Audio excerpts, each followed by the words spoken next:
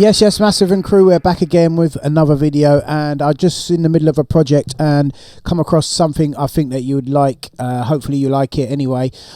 This is what I call a flange echo. Not the inventor of this, but yeah, I'm sure you're going to find this useful for some of your projects, for those of you who don't know how to do this, and it's some really cool stuff. I'm actually going to be using a bit of Reaktor 6 to do this, and also going to be using the H delay. I believe this is by Waves, I think. Correct me if I'm wrong. Yep, Waves hybrid line. This is my kind of go-to delay. It's got pretty much lots of stuff on there. You can use it for BPM echoes. You can have it freestyle echoes. Lots of high pass and low pass, depending on how sort of a techno geek you are and how much you're into all this. But just, you know, it's nice and simple. If you want it to be nice and simple, you just got your dry and wet. And the whole idea of what we're going to create today, something similar to this.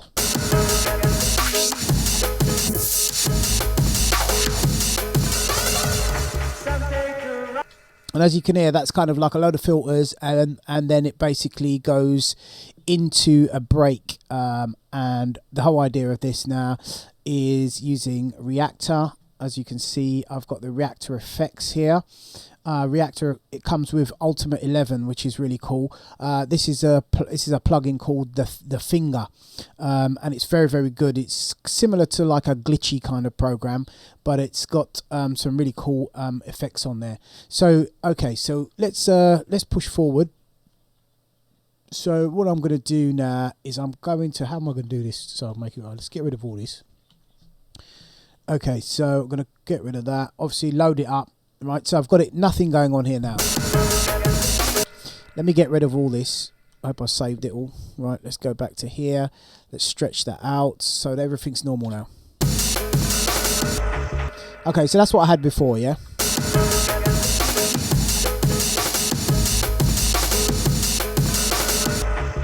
So pretty much just like stops in mid-air. Now what I did basically was I got this flange. This flange, I call it flange echo. I got this flanger, and this is the stock basically version of the flanger that comes with Cubase 9 actually. Oh yes, peeps, we're using Cubase 9 by the way. Yes, gonna give you a shout on that. It's really good. Sorry to just change the subject, but my computer was running really sort of crap recently, and I've just recently changed a load of stuff in it, and it's working real good. But anyway, I'll save that one for the Studio Geek diary. But yeah, anyway, back to this. So we load up this Reaktor plugin, and basically you load it in as an insert on top of your channel. So basically that goes in there like that, and then you want to go to a preset or ensemble or whatever you call it. Correct me if I'm wrong, comment down below. Called the Finger. Finger's really cool. You double click, you load your finger in. Now what happens with Finger, when you load Finger up, it then creates another, create another track, MIDI track below it, yeah, just so you can see what you do. You can put it wherever you want, but the whole idea is you put it down below, and then on here you'll see a Reaktor effects setting, and it's a MIDI in setting. Now the cool thing is about that now is when you press your keyboard, yeah, your keyboard will actually trigger different things. Now without the keyboard me triggering the keyboard, what I'm going to do is I'm just going to, you have to excuse me peeps, it's like 8 o'clock at night here, and I've literally just done a day's work, but I'm really still feeling it, still dabbling, still in the music, you know how it goes. So just clicking on that, you'll hear what it does.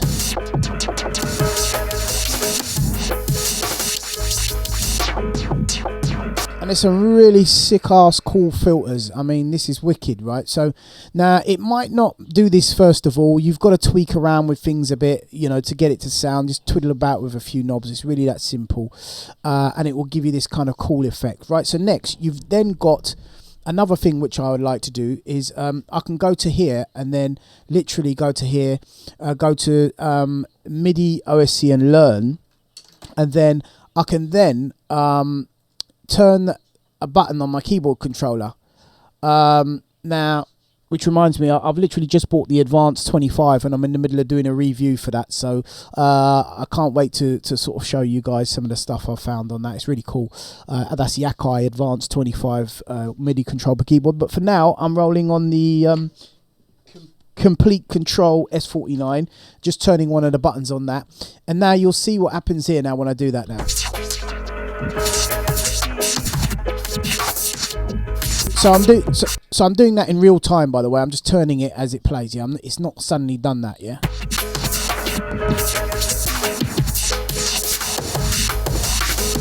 So you turn it, get it sort of somewhere where you like it, and then I'll probably press a few keys and see what the difference is.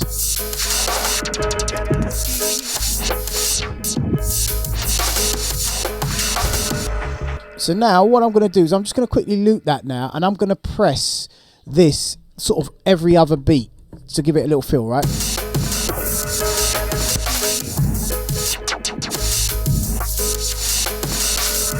And if I hear something that I like, maybe like that, that would be a good bit for maybe the end.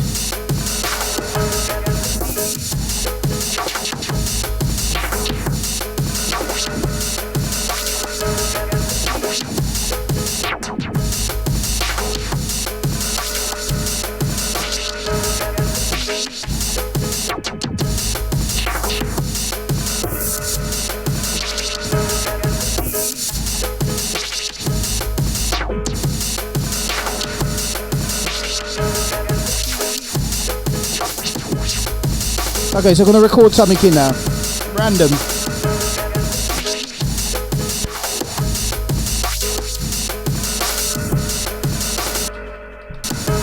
So as you notice, when I play that back now, it's basically put some MIDI notes down below, and those MIDI notes were recorded when I basically press the keyboard, which triggers this little gizmo thing here, right?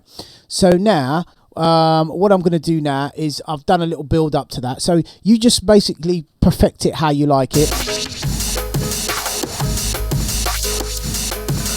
Obviously, I'm caught on the spot, so doing it all over again, it's completely random, you know, it's completely creative. I probably couldn't do the same thing twice, simply because of the fact it's kind of like jammy when you do it, and then it's kind of creative and just laid down as is, right? So I've done that now. Now, on the end of it now, what I would then do was I would get the end of the sample. Let me just find a better one, because I kind of like that kind of squiggly kind of ending. So I'm going to go into here, and another thing is you can edit them from here. If you're not happy with what you got, you can move it to another key. Yeah, so that's pretty cool. So let's do that, right? So I've got that. Let's see what this sounds like. So we got, yeah, so that'll do. Okay, so let's grab that. And then probably want that to be a bit longer as it goes. Let me just go back a bit. Let me just try putting this here. Yeah, that's nice, like that. Okay, so now what I'm going to do next is I'm going to cut this here. Cubase is so good for audio. I just love working with audio and Cubase, especially for this sort of mashup stuff. Now, also what I was thinking about doing is doing a video to show how I got this beat from 135 beats per minute into 170 with using Cubase's time stretch functions and stuff. So comment down below if you want to see that in a future video. Also, anyway, no, forget that. I'm going to carry on. I don't want to blab on too much on the video. So basically, next we're going to go to process, and we are going to go to where is it now? Where is it? Functions. Oh, I'm lost now. So it's just definitely getting past my bedtime now, mate.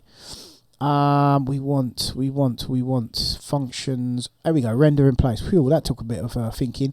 Right, so render in place with current settings. So you click on that, and now what that does is it bounces it down to another track, yeah, with the effect on it, yeah, and mutes the top channel. Now what I love, the beauty of this, is when it bounces it down, yeah, it sounds identical to it as it did before, but it's now audio. You can do this with MIDI or anything, yeah, and it just makes it so much easier to manage. Now if you listen, that is going to have the effect on it already. Even if I sort of mute this bottom piece here now, you'll see it's the audio playing with the effects.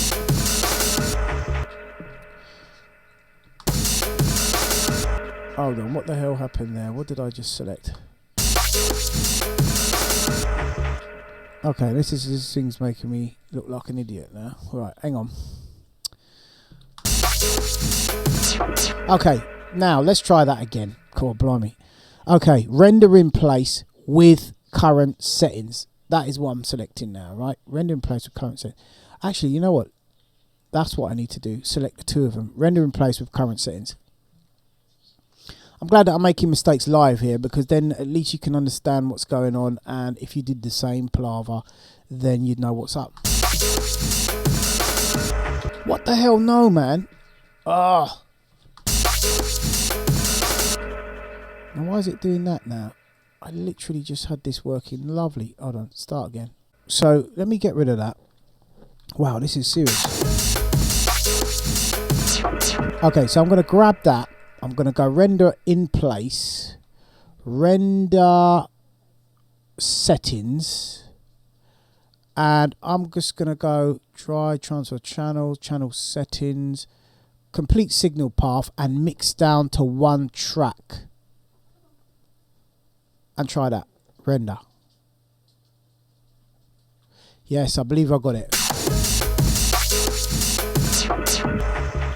There you have it. Right, so we so after all that rigmarole, we finally got it. Okay, so there's some new settings, it seems, in Cubase 9 that's kind of different to how I'm usually used to working. So, which is pretty good. You can have some choices, yeah? So once you've done that, you then want to grab this and you want to put some delay on it. So again, as I said, I like to use my H delay. Wow, what a saga, eh? And then click on that. Here comes the H delay comes out. And as I said, this is my go-to delay. And you literally put that there. Just give it a sort of a 50-50 dry wet. Nice. And if you want to put a little bit of flange on there, as I said, you use a box standard flange. Although it's box standard, it is not it's not crap, guys. It's wicked. And obviously you don't want it too loud, so you want to probably turn your mix down, or even just turn the overall track down, because you don't want that to clip your entire track. You can even do it from here. Just grab here, turn it down a bit. And there you have it. There's a flavour there. Look, little bit of an effect, and then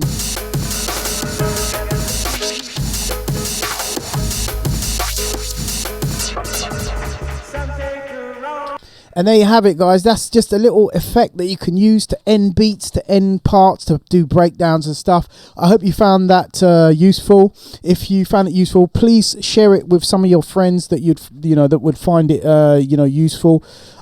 Take care. God bless. Peace. And don't forget to subscribe.